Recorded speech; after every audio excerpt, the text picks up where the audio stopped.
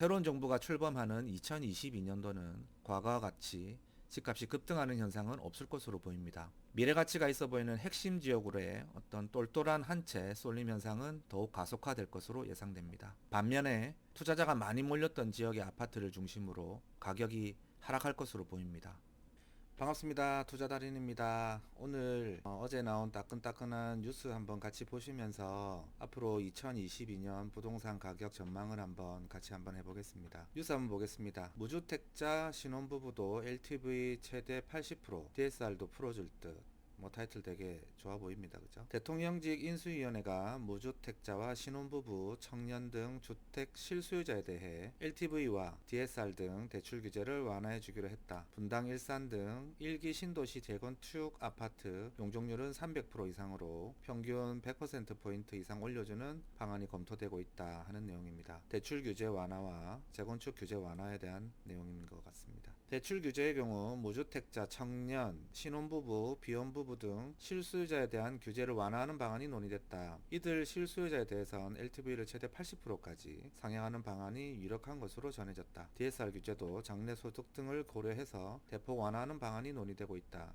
안정적인 소득이 있을 경우 집값의 80%까지 은행 등 금융기관에서 대출을 받을 수 있다는 의미다. 다만 실제 세부적인 규제 완화는 시장 상황과 지역, 소득 수준에 따라 차등화될 수 있다. 원래 이제 생애 최초 취득자에 한해서 80% 대출 LTV 규제 완화를 하겠다고 공약을 했었죠. 그리고는 이제 DSR 완화에 대해서는 언급이 없어가지고 반쪽짜리 규제 완화다 이런 비판을 받고 있었던 와중에 생애 최초 취득자뿐만 아니고 청년, 신혼부부, 비혼부부까지도 포함시키는 LTV 완화, 그 다음에 장래소득을 감안해서 안정적인 소득이 있다면 그 DSR을 늘려주겠다 하는 내용이 포함돼서 지금 현재 소득이 많지 않은 청년층이 주택을 구매하는 데는 상당히 큰 도움이 될 것으로 보이는 정책입니다. 재건축 규제에 대한 입장도 전형적으로 바뀌고 있다. 부동산 TF는 분당, 일산, 중동, 평촌, 삼본 등 1기 신도시 재건축 아파트에 대해 용적률을 300% 이상 올려주는 방안을 유력하게 검토하고 있다.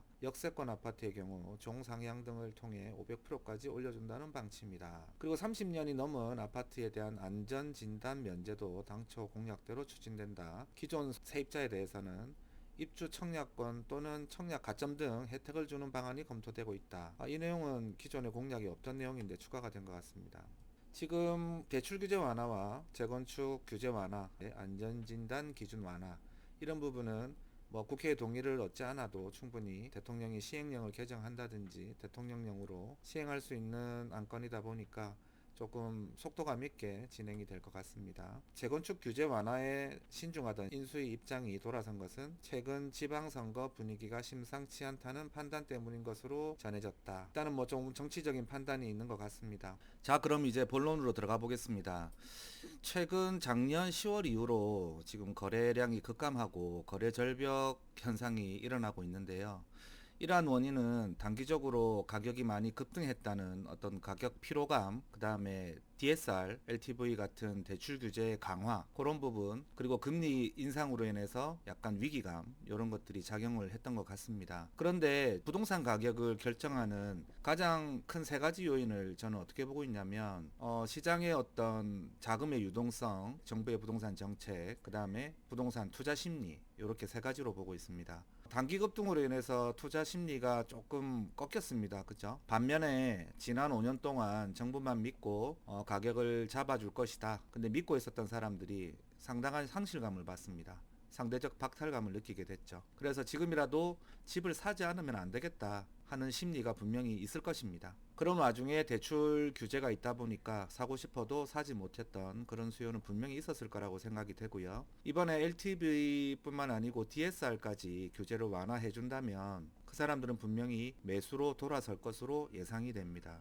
집이 있는 사람들은 돈을 벌고 집이 없는 사람들은 상대적으로 내 신분이, 내 지위가 내려가는 그런 현상을 경험했기 때문에 반발 심리로 매수 수요도 분명히 살아날 것으로 예상이 됩니다. 한편으로 시장의 유동성은 미국 연준의 금리 인상, 거기에 따른 우리나라 금리도 지금 따라갈 수밖에 없겠죠. 물가가 많이 오르고 있습니다. 물가 상승이 동반된 어떤 금리 인상이 예상될 수밖에 없고요.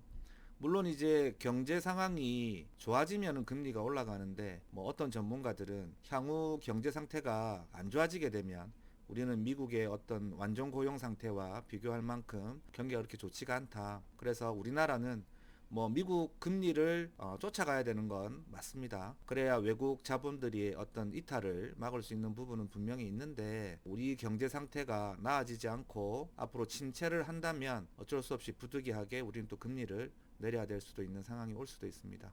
어쨌거나 단기적으로는 금리가 상승할 것이고요. 그래서 시장의 유동성은 좀 줄어들 것으로 예상이 됩니다. 투자 심리도 사실은 어떤 반발 심리뿐만 아니고 너무 많이 올랐다 하는 피로감도 분명히 있는 상태입니다.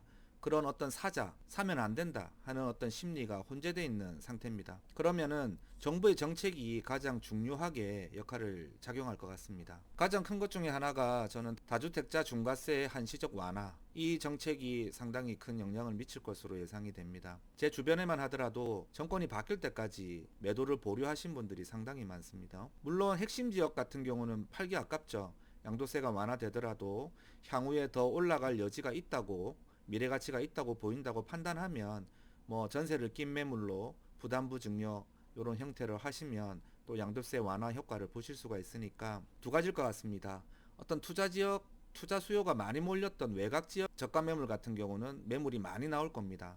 양도세가 줄어드는 만큼 시장 가격보다 조금 낮게 해도 본인한테는 이득이기 때문에 그런 매물들이 상당히 많이 나올 것으로 예상이 되고요. 핵심 지역 같은 경우는 뭐 양도세 중과가 완화된다 하더라도 앞으로 가격 상승이 더 예상된다면 매도를 하지 않겠죠. 그리고 이제 재건축, 재개발 완화 부분인데요. 1기 신도시 중심으로, 그 다음에 강남의 어떤 핵심 지역 중심으로 분명히 재건축, 재개발 기준을 완화함으로 해서 거래량이 증가될 것으로 예상됩니다. 뭐 이미 특정 지역은 신고가를 깨고 있죠. 그래서 뭐 물론 7, 8년 정도 지나서 건물이 새로 지어질지언정 지금 현재 우리 심리는 조금 가격 상승 쪽으로 보고 있는 것 같습니다. 그 다음에 LTV와 DSR 규제 완화, 이 부분도 상당히 큰 부분입니다. 집을 사야 되겠다 하시는 분 입장에서는 특히 청년층 되겠죠. 저소득 청년층의 경우에는 탄탄한 직장을 갖고 있지만 아직 수입이 충분치 못해서 자기가 원하는 집을 살 수가 없습니다.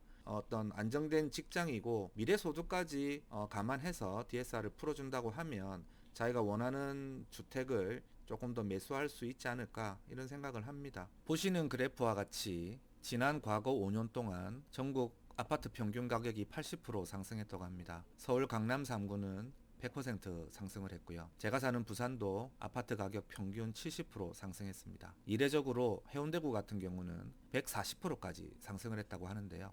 5억짜리 아파트가 12억이 됐다는 얘기입니다. 새로운 정부가 출범하는 2022년도는 과거와 같이 집값이 급등하는 현상은 없을 것으로 보입니다. 다만 1기 신도시와 서울 및 대도시권을 중심으로 한 재건축, 재개발 단지들은 단기적으로 가격이 상승할 것으로 보이고요. 미래 가치가 있어 보이는 핵심 지역으로의 어떤 똘똘한 한 채 쏠림 현상은 더욱 가속화될 것으로 예상됩니다. 반면에 투자자가 많이 몰렸던 지역의 아파트를 중심으로 가격이 하락할 것으로 보입니다. 끝까지 시청해 주셔서 감사합니다. 보다 알찬 내용으로 다시 찾아뵙겠습니다. 감사합니다.